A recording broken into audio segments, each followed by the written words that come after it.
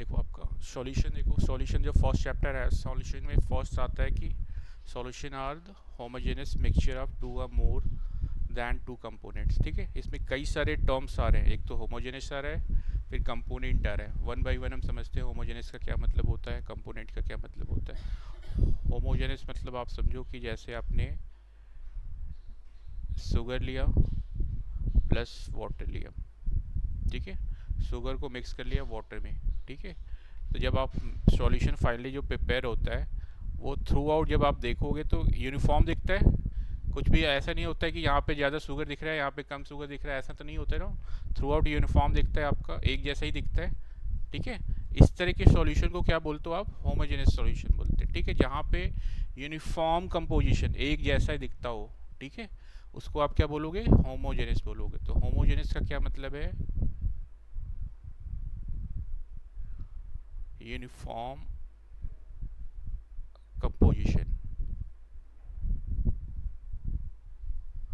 Composition का मतलब समझ गए, जैसा यूनिफॉर्म एक जैसा दिखा, ठीक है। जैसे आपने शुगर वाटर को मिल किया, सॉल्ट प्लस वाटर करोगे तब पर भी वही है, यूनिफॉर्म दिखेगा आपका। फिर आपने टी प्रिपेयर किया, तो कई सारी चीज़ें डालते हो लेकिन फाइनली जो स्ट्रक्चर बनता है उसका यूनिफॉर्म ही दिखता है, सब सब कुछ मिला हुआ प्रॉपरली दिखा होता है ना। ऐसा तो नहीं होता है कि टी इधर ज़्यादा है इधर शुगर, ऐसा दिखता नहीं है ना, यूनिफॉर्म ही दिखता है। तो ये आपका क्या हो गया, यूनिफॉर्म कंपोजिशन हो गया। तो ये सभी क्या है, होमोजेनस के एग्जाम्पल्स हैं, ठीक है। आप जल्द क्विकली नोट कर लो आप लोग।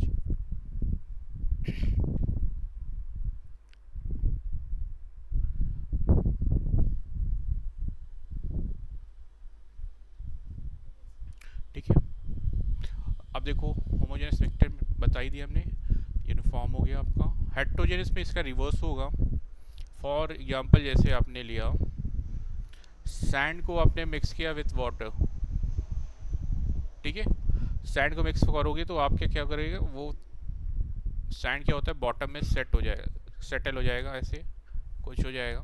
और वाटर क्या हो जाएगा, ऊपर अपर में, अपर साइड में हो जाता है। तो इस तरह के मिक्सचर को बोलते हैं हेट्रोजेनस मिक्सचर बोलते हैं, जिसमें कि आपके कंपोजिशन क्या होगा, नॉन यूनिफॉर्म होता है, ठीक है, नॉन यूनिफॉर्म होगा, ठीक है। तो हेट्रोजेनस मिक्सचर हो गया ये, यहाँ तक कोई डाउट नहीं है। देखो आपने, ठीक है, यहाँ तक क्लियर है। फिर देखो आपको वहाँ पे जो हमने स्टडी किया था यहाँ पे आपका आ रहा था सेकंड टर्म कंपोनेंट आ रहे हैं।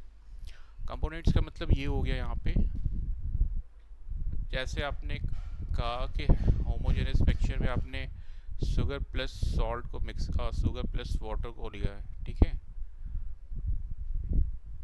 तो देखो यहाँ पे शुगर क्या है, शुगर आपका हो गया सॉल्यूट, ठीक है। वाटर क्या है, सॉल्वेंट है। तो शुगर सॉल्यूट और सॉल्वेंट की डेफिनेशन क्या है, सॉल्वेंट जो होता है हमेशा क्या होता है, लार्जर क्वांटिटी में होता है। लार्जर क्वांटिटी समझ रहे हो, जैसे आपने मिक्स किया शुगर प्लस वाटर, तो वाटर हमेशा मोर देन शुगर होते हैं ना। शुगर वाटर की क्वांटिटी जो होती है वो शुगर से ज़्यादा होती है ना, तभी तो वो मिक्स होगा, अदरवाइज मिक्स ही नहीं होगा, ठीक है। तो वाटर जिसकी क्वांटिटी आपकी ज़्यादा है यहाँ पे, वो क्या हो गया, सॉल्वेंट हो गया, ठीक है। तो इस केस में जो हमने एग्जांपल लिया है शुगर प्लस वाटर, सॉल्वेंट क्या हो गया इसमें, वाटर हो गया, ठीक है। और जब शुगर क्या हो गया, सॉल्वेंट हो गया, शुगर क्या हो गया, सॉल्यूट हो गया, ठीक है। तो इसकी डेफिनेशन क्या हो गई, सॉल्यूट क्या होता है, सॉल्यूट कंपोनेंट जो होते हैं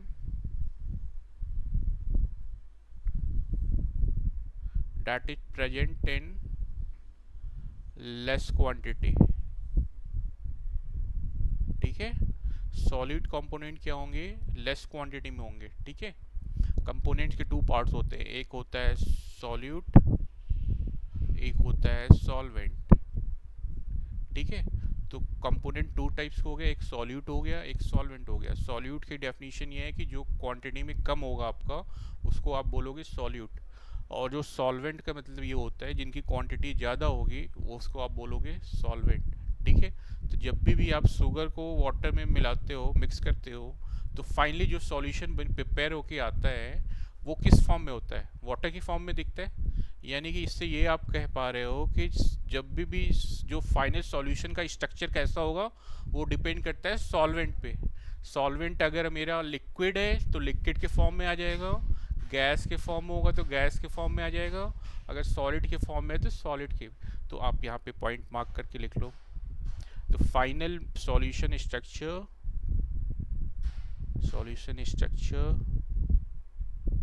डिपेंड्स ऑन सॉल्वेंट। सॉल्वेंट का मतलब ये हो गया कि अगर सॉल्वेंट अगर सॉलिड है तो सॉलिड स्ट्रक्चर हो जाएगा, गैस है तो गैसियस स्ट्रक्चर हो जाएगा, या लिक्विड स्टेट है तो लिक्विड स्टेट पे है। ठीक है, ये पॉइंट समझ गए कि हमने क्या कहना चाह रहे हैं। Final solution structure depends on solvent. जब आप ये सॉल्यूट सॉल्वेंट समझ गए तो नेक्स्ट पॉइंट जो आपका आता है ये आता है कंसंट्रेशन। ठीक है, आप मार्क कर दे रहे हैं हम, कंसंट्रेशन आप पूछते हैं।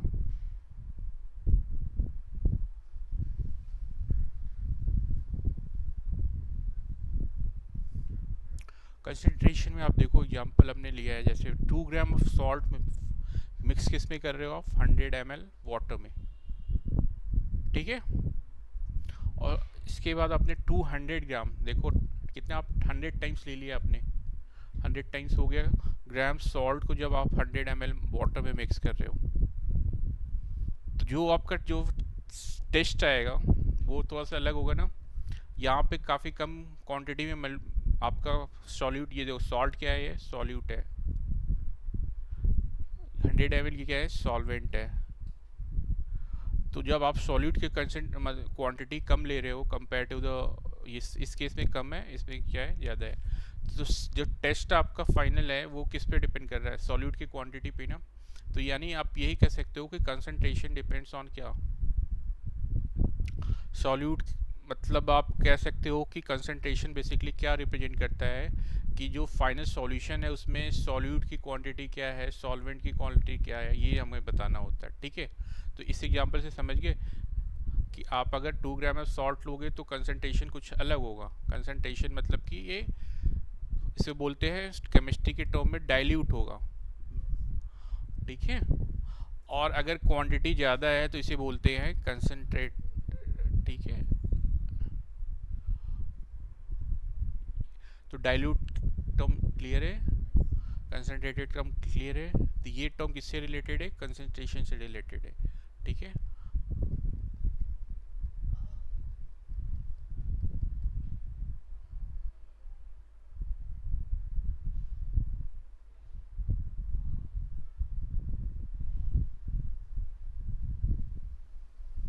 ठीक है।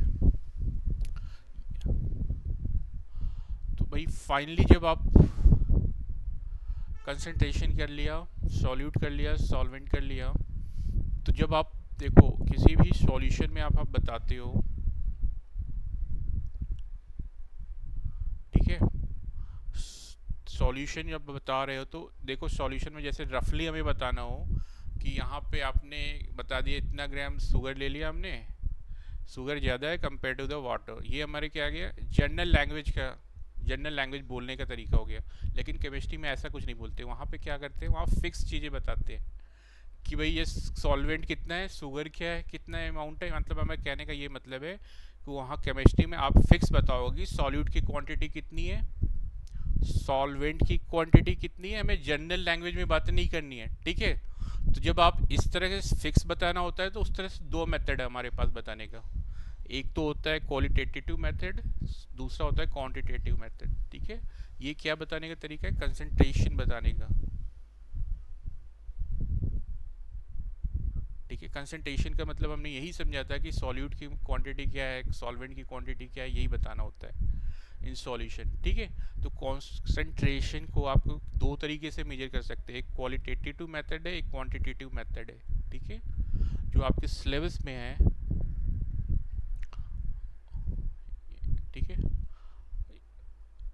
वो आपका क्वांटिटेटिव मेथड है। ठीक है, क्वांटिटेटिव मेथड बेसिकली आप क्या कर रहे हो, क्वांटिटेटिव मेथड से आप कंसंट्रेशन बता रहे हो कि किस टाइप का सॉल्यूशन होगा आपका। समटाइम्स हमने ये एग्जांपल लिया ना, इसमें आपने बताया कि ये आपका 2 ग्राम ऑफ सॉल्ट लिया 1000 ml वाटर में, तो ये डाइल्यूट सॉल्यूशन हो गया। इस इसी तरह 2000 ग्राम लिया तो कंसनट्रेटेड सॉल्यूशन हो गया। तो हमें कंसनट्रेशन बताने के कई सारे मेथड्स हैं यहाँ पे क्वालिटेटिव में। ठीक है, वही आपको स्टडी करना है। कौन कौन से मेथड है? Mass percentage, volume percentage, mass by volume percentage, ये आपके 6 मेथड्स आपके दिए हुए हैं क्वांटिटेटिव मेथड में कंसंट्रेशन मेजर करने के लिए। ठीक है, 6 नहीं 7 है टोटल। ठीक है, यही हमें कुल स्टार्ट करना है, यहाँ से ही क्वेश्चन आएंगे आपके, वो वही तो इंट्रोडक्शन ही था। यहाँ तक कोई डाउट नहीं है ना? सॉल्यूशन क्या होता है, सॉल्यूट क्या होता है, सॉल्वेंट क्या होता है, कंसंट्रेशन क्या होता है, ये सारी चीज़ें क्लियर है। होमोजेनस क्या होता है, क्लियर है। हेट्रोजेनस क्लियर है। कंपोनेंट्स क्या होते हैं, समझ गए। सॉल्यूशन के कंपोनेंट्स यानी कि सॉल्यूट और सॉल्वेंट हो गया। ठीक है, अब हमें जब क्वांटिटेटिव मेथड कंसंट्रेशन मेजर करने के लिए, तो टोटल 6-7 मेथड्स हैं। अब फर्स्ट हमें स्टडी करना है मास परसेंटेज। ठीक है, देखो आप मास परसेंटेज, अब यहाँ से आप नोट कर लो और क्वेश्चन भी यहीं से आएंगे। ठीक है, मास परसेंटेज का फॉर्मूला क्या होता है?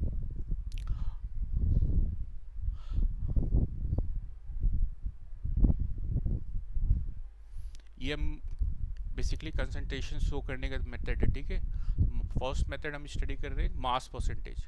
मास परसेंटेज को आप W/W भी लिखते हो। ठीक है, हमें वो क्या होता है अभी हम बताएंगे। पहले मास परसेंटेज का फॉर्मूला लिख लो। Mass percentage is equal to होता है mass of the component in the solution. अब हमने कंपोनेंट का मतलब बताइए था, आपका क्या हो सकता है, सॉल्यूट भी हो सकता है और सॉल्वेंट भी हो सकता है। ठीक है, कंपोनेंट का मतलब ये होता है। तो आप, ठीक है, तो मास of the component in the solution upon में टोटल मास ऑफ सॉल्यूशन। ठीक है, मल्टीप्लाई में 100। जब भी परसेंटेज की बात होती है तो आप देखा होगा फॉर्मूले में मल्टीप्लाई में साइड में 100 आता ही था। ठीक है, तो आप क्या कर रहे हो, मास of the component in the solution multiply में 100 upon total mass of the solution. अब यहाँ पे कंपोनेंट में आपका सॉलिड भी हो सकता है, सॉल्वेंट भी हो सकता है। ये बात समझ में आ गई? इस पर एक क्वेश्चन जब करोगे तब समझ में आएगा आपका। फिलहाल ये फॉर्मूला लिख लिया, ये भी साइड में आपको लिख लेना साइड में कि मास परसेंटेज में कंपोनेंट का क्या मतलब है। कंपोनेंट का मतलब सॉलिड भी हो सकता है, सॉल्वेंट भी हो सकता है। ठीक है, अब नेक्स्ट देखो, आपका मास परसेंटेज क्लियर है। तो यहाँ पे देखो आप किसकी बात कर रहे हो, एक मास की बात कर रहे हो। जब भी मास की बात करते हैं ना, यहाँ पे सॉल्यूट में देखो या कंपोनेंट भी क्या है, मास में ही है, और सॉल्यूशन का भी हम क्या रहे हैं, मास ही ले रहे हैं। जब भी मास मास ऊपर नीचे होते हैं डिनोमिनेटर न्यूमरेटर में, तो उसे आप W/W से रिप्रेजेंट करते हैं। ठीक है, मास यहाँ पे बेसिकली M नहीं है, W/W है। ठीक है, तो आप मास परसेंटेज क्वेश्चन में कैसे समझोगे, मास परसेंटेज से हमें सॉल्व करना है, वहाँ पे सिंबल में लिखा होगा W/W, तो आपको समझ में आना चाहिए कि ये बेसिकली मास परसेंटेज की बात कर रहे हैं। ठीक है, बात समझ में आ रही है? जैसे ये आपका लिखा हुआ है, स्टेटमेंट लिखा हुआ है। अब ये क्वेश्चन का पार्ट है, ये क्वेश्चन का पार्ट हो है। ठीक है, अब ये लिखा हुआ है 10% ऑफ W/W लिखा है। अब ये W/W देख के समझ में आ रहा है कि ये किसकी बात कर रहे हैं, मास परसेंटेज की बात कर रहे हैं। अब ये स्टेटमेंट क्वेश्चन में लिखा हुआ है कि 10% of solution of glucose in water, ये स्टेटमेंट लिखा हुआ है। अब इससे आप क्या कंक्लूजन विड्रॉ करोगे, आपको खुद से विड्रॉ करना पड़ेगा। इससे ये मतलब हुआ कि W/W हमें बता रहा है कि ये मास परसेंटेज की बात कर रहे हैं। मास परसेंटेज में हमें, अब ये 10% का मतलब ये हुआ कि 10 ग्राम आप लोगे किसका, यहाँ देखो ग्लूकोज को क्या कर रहे हो, मिक्स कर रहे हो किसमें, वाटर में। ग्लूकोज क्या हो गया, सॉल्यूट हो गया, वाटर क्या हो गया, सॉल्वेंट हो गया। तो सॉल्यूट का कितना परसेंटेज हो, 10%, यानी कि 10 ग्राम ऑफ, अगर हम टोटल सॉल्यूशन को 100 ग्राम एज्यूम कर लें, उसमें कितना पार्ट है, 10 ग्राम आपका क्या होगा, ग्लूकोज होगा। ठीक है, आप ये स्टेटमेंट नोट करो, ये क्वेश्चन का पार्ट है, ये आपको खुद से डिकोड करना पड़ेगा। ठीक है, 10% of solution of glucose in water, इसका मतलब ये हुआ कि 10 gram of glucose is dissolve in 90 gram of water resulting in 100 gram of solution. ठीक है, टोटल सॉल्यूशन 100 ग्राम प्रिपेयर हो रहा है, जिसमें 10 ग्राम ग्लूकोज है और 90 ग्राम वाटर है।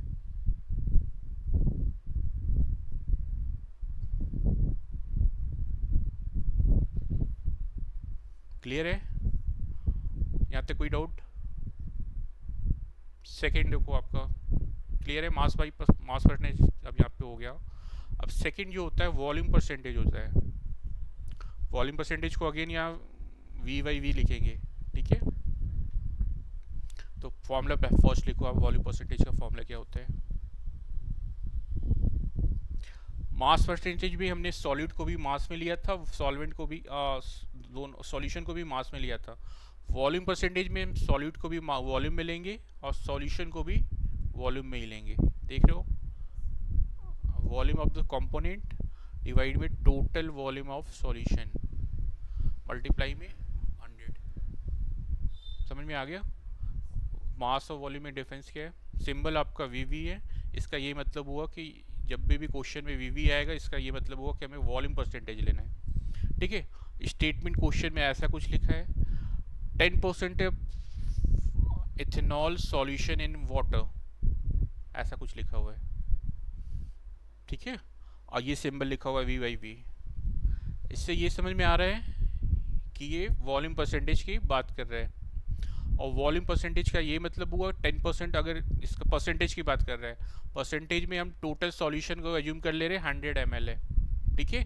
तो total out of 100 ml 10 ml किसका है? यहाँ पे देखो इथेनॉल लिया है। इथेनॉल क्या है? ये सॉल्यूट है, और ये क्या आपका सॉल्यूशन है, सॉल्यूशन कह रहे हैं, सॉल्वेंट है,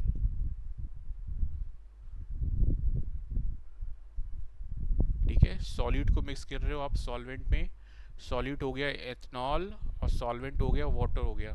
तो आप टोटल इनका मिक्स करके क्या बन रहा है? सॉल्यूशन बन रहा है। तो आपने सॉल्यूशन को एज्यूम कर लिया 100 ml, तो 100 भी 10 ml कितना है? इथेनॉल है, और वाटर कितना हो जाएगा फिर? 90 ml हो जाएगा, ठीक है।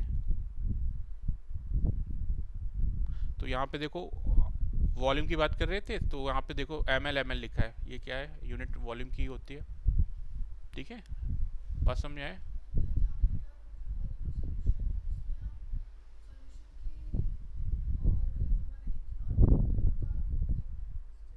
एक मिनट, क्वेश्चन क्या है फिर से बताओ। एक मिनट, यहाँ देखो क्वेश्चन में क्या लिखा है, 10% of ethanol solution in water, ठीक है। इथेनॉल को आप किस में इथेनॉल का मिक्स कर रहे हो, किस में? वाटर में मिल कर रहे हो। तो मिक्स करने के बाद क्या बन रहा है? सॉल्यूशन बन रहा है, ठीक है। अब ये सॉल्यूशन में इथेनॉल को मिक्स कर रहे हो वाटर में, तो ऑब्वियस क्या है? इथेनॉल क्या होगा? सॉल्यूट होगा, वाटर क्या होगा? सॉल्वेंट होगा। तो आपका सॉल्यूट का परसेंटेज यहाँ पे दिया हुआ है 10%, ठीक है। 10% सॉल्यूट आपका है, बाकी ये 90% वाटर है। 10 और 90 मिलकर के 100 हो गया, 100% क्या हो गया? सॉल्यूशन हो गया, ठीक है। दोनों को मिक्स करने के बाद ही सॉल्यूशन मिलता है ना। तो 10 और 90 मिलकर 100 हो गया। तो आपका देखो यहाँ पे परसेंटेज के फॉर्म में दिया है, तो परसेंटेज के फॉर्म में दिया है, तो आपने देखो यहाँ पे क्या किया है? वॉल्यूम है ना, तो आप एज्यूम भी क्या करोगे? लीटर के फॉर्म में करोगे। तो यहाँ पे एज्यूम कर लिया आपने क्या कि 100 ml आपने लिया है। जैसे परसेंटेज में आप देखो, जब आप याद करोगे परसेंटेज में हम क्या करते थे, बेसिकली क्या करते थे? 100 के लिए कैलकुलेशन करते थे ना। जैसे मान लो 40 मार्क्स आ गए 100 में, तो हम बोलते हैं 40%। तो इसीलिए आप टोटल एजम्पशन क्या कर रहे हो? 100 का कर रहे हो, जिसमें आप बता रहे हो कि 10% का मतलब हो गया कि 100 में 10 आपका पार्ट है क्या? इथेनॉल है, और 90 ml क्या है? वाटर है। अब ये ml हम क्यों यूज कर रहे हैं? क्योंकि हमें बताना क्या है? वॉल्यूम परसेंटेज बताना है। अगर इसी के पीछे आपने मास परसेंटेज पढ़ा है, तो वहाँ पे हमने ग्राम लिया हुआ था। बात समझ में आ रही है? डिफरेंस दोनों में समझ में आ रहे हैं, ठीक है। समझ में आ गया यहाँ तक? थर्ड देखो आपका इन दोनों को मिक्स करके है, मास बाई वॉल्यूम परसेंटेज। पहले मास आया, तो मास में हमने W से लिखा था, वॉल्यूम परसेंटेज में हमने V से लिखा। तो पहले मास बाई वॉल्यूम है, तो W बाई V होगा। बात समझ में आ गई, ठीक है। तो आप यहाँ पे मार्क कर लो, ये लिख लो आप पहले, मास of the solute dissolve in 100 ml of solution. तो सॉल्यूट को आप किस पे मेजर कर रहे हो? मास में, ठीक है। और जो सॉल्वेंट है वो क्या है? 100 ml जो आपका ये सॉल्वेंट है। तो सॉल्यूट को मास में लेना है, सॉल्वेंट को किस में लेना है? वॉल्यूम में लेना है, बस। दिख रहा है? बात समझ में आ रही है? तो आप इसका देखो, ये स्टेटमेंट लिखा हुआ है, 1% शुगर सॉल्यूशन इन वाटर। अब ये सिंबल लिखा हुआ है, इस सिंबल को देख करके समझ में आना चाहिए क्या है, मास बाई वॉल्यूम की बात कर रहे हैं। 1% का मतलब हो गया कि आप टोटल परसेंट, मतलब परसेंटेज का वैल्यू जस्ट हमने बताई था कि आप परसेंटेज में 100 ml जो होते हैं सॉल्यूशन लेते हो।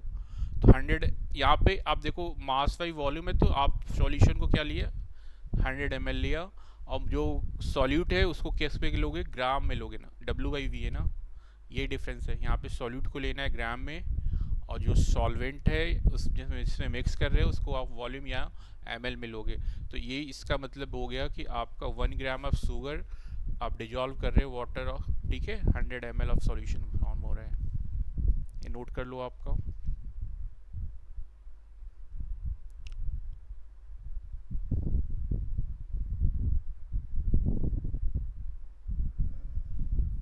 गुड आफ्टरनून, बैठो बैठो इधर।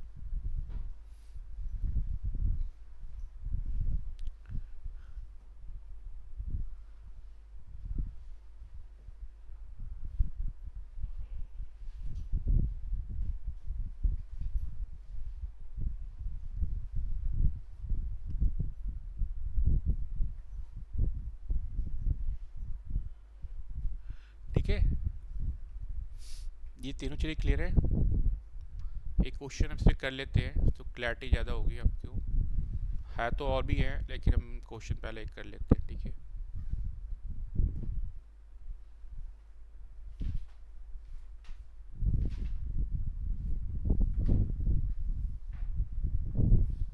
ये क्वेश्चन आप नोट करो।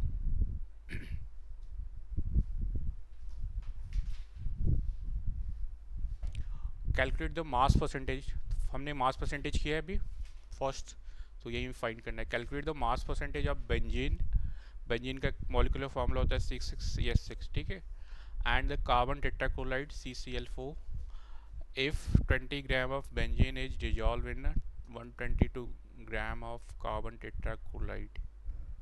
ठीक है, क्वेश्चन नोट कर लो आप।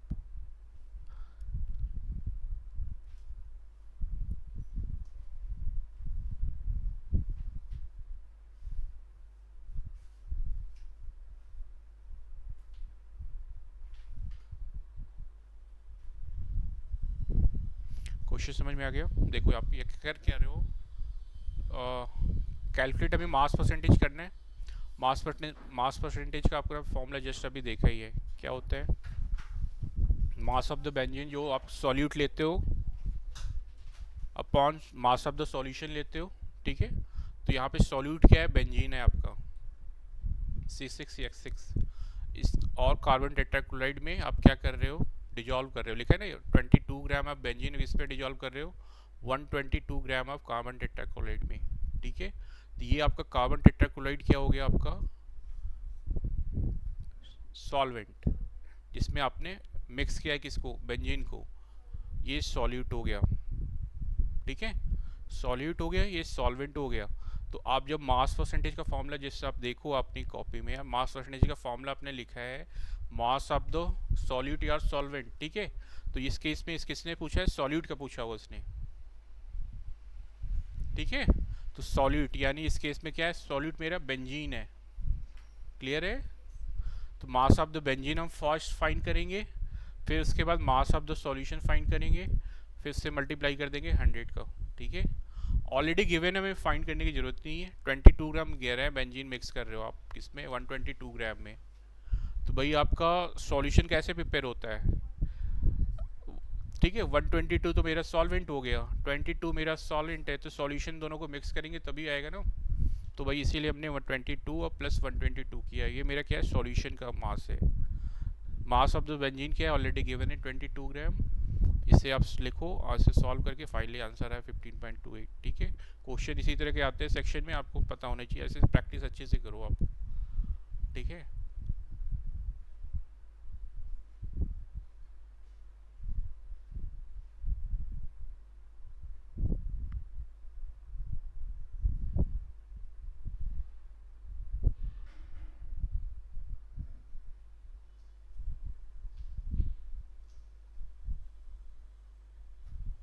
क्वेश्चन नोट कर लिया, सॉल्यूशन लिख लिया। सेकंड आपका, उसमें कार्बन टेट्राक्लोराइड का भी उसने पूछा हुआ है। हमने फॉर्मूले में लिखा था ना यार, मास ऑफ द कंपोनेंट कुछ लिखा था, ठीक है। तो कंपोनेंट में हमने दो इंक्लूड किया था, एक तो सॉल्वेंट इंक्लूड किया था, दूसरा सॉल्यूट इंक्लूड किया था, ठीक है। तो आपका सेकंड जैसे क्वेश्चन में आप देखो यहाँ पे उसने दोनों ही को पूछा है, calculate the mass percentage of benzene, और फिर सेकंड पार्ट में कार्बन टेट्राक्लोराइड CCl4, इन दोनों को पूछा हुआ इसने। तो फर्स्ट केस पे आपने कैलकुलेट कर लिया, मास परसेंटेज ऑफ बेंजीन हो गया मास of the benzene upon mass of the solution multiply में 100, ठीक है। क्लियर है यहाँ पे। सेकंड आपका किसको कैलकुलेट करना है, कार्बन टेट्राक्लोराइड। एक मिनट भी शांत रहो। कार्बन टेट्राक्लोराइड देखो, आपका कार्बन टेट्राक्लोराइड क्या है, सॉलिड है, लेकिन हमें इसका भी मास परसेंट कैलकुलेट करना है। तो आप क्या करोगे, 122 इसका फर्स्ट आप पुट करोगे, सॉल्यूशन का ऑलरेडी किया है, मल्टीप्लाई में 100 करोगे, 84.7% आएगा, ठीक है। इसे भी नोट करो आप, ठीक है।